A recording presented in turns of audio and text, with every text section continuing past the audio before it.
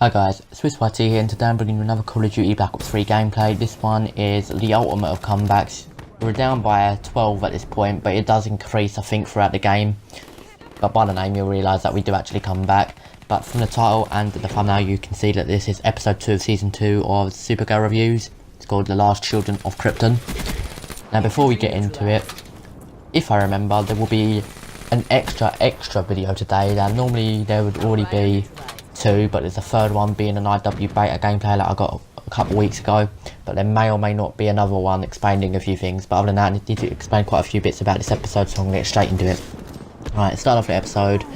Superman and Supergirl are still teaming up, so that's fucking great to see, because Tyler Holloway, or whatever his name is, who plays Superman, is a fantastic actor. But other than that, let's just get into the actual episode. There's a robber at the start of the episode. Everyone knows what a robber is, a thief in other words. They tried to shoot Superman. Obviously doesn't work because Superman's bulletproof. So he tries to punch him instead. And the reason I'm telling you about this is because the quote he said was fucking amazing. It made me laugh, to be honest. He said, if the bullets don't work, right, while I'm punching, never understood that. So it's pretty obvious, isn't it? If the bullets aren't going to work, why the fuck is a punch going to work? Beyond me, but anyway. Cadmus then wakes up Metallo, which was John Corbin from the previous episode, who got shot in the back by Lionel Luthor. He's come back as Metallo. He stands up on a bridge as well to lure Superman and Supergirl. That successfully works. He does lure them in, but before he kills any of them or severely injures them, Superman just pushes him away and he fucking flies away pretty much. He does damage Kara a little bit though, but she does get fine afterwards. When he gets into fangirl mode, when John Jones and Superman are arguing at a high intense level, it's quite funny, to be honest. It's written so well. Cat Grant is leaving, which I remember before the season began. This is actually due to the channel change, so it was originally on CBS, but it got moved this season to the CW with everything else, so the Arrow and Flash, all on the CW. And the reason why she can't always film it is because it's in a different city and she wasn't prepared to move cities again. She just wanted to stay where she was. But she'll be an occasional on the show instead of just a season regular, so it's not the last we'll see her, but we will see her further on into the episode.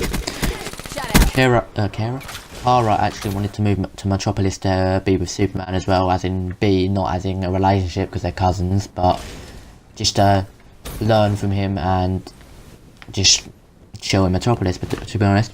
But then a second Metallo is brought to life, and that guy, some Asian guy, destroys he destroys a park called Krypton Park in Metropolis. There's an agent working for the DO called Agent Miguel, I think. I'm not sure that was his name, but that's what I heard, but I wasn't focusing because I was recording this episode on Xbox, the actual gameplay part. He is a thief of kryptonite basically, so he gave the kryptonite to Cadmus. That's how they made Metallos. Alex pretty much kills it. Well, you don't know if he's dead or not, he probably won't because of Cadmus, but she did shoot him in the heart or something like that. But then Alex does get captured by Cadmus, not for very long before she starts attacking them, and literally escapes minutes after. So that's pointless pretty much. Superman and John Jones, in other words, Hank Henshaw, CEO of the DEO, that's freaking tongue twister, innit? They team up in Metropolis to kill the second Metallo that was created, so the Asian guy. John phases, like, if you don't know what phases is, happens a lot with Reverse Flash. Pretty much just moves at a high velocity speed, so it goes straight for the chest, and you just literally rip the kryptonite heart out. Yeah, that's kills that Metallo. And Supergirl and Alex, with a kryptonite suit, team up on the first Metallo in National City. And Alex pretty much lobs an iron pole straight through the chest, through the heart basically. James Olsen, so the Beast photographer, he becomes the CEO of Catco, so a new version of Cat Grant, as she's taken a leave of absence, in her words. Kara actually stands up for herself against her new boss as well, which is quite expected, to be honest. She's now a reporter. She also then gets attacked by the guy in the pod, what we saw in episode 1 and the end of season 2. He wakes up and strangles her, but nothing. That's literally the end of the episode. That is more more spoken about in the next episode. Last thing I will say is Superman actually leaves the DEO with all the kryptonite. He flies away and just lobs it. I don't know, it just disappears. Don't actually know what happened to it. But I'm gonna give the episode a rating of 7.8 out of 10.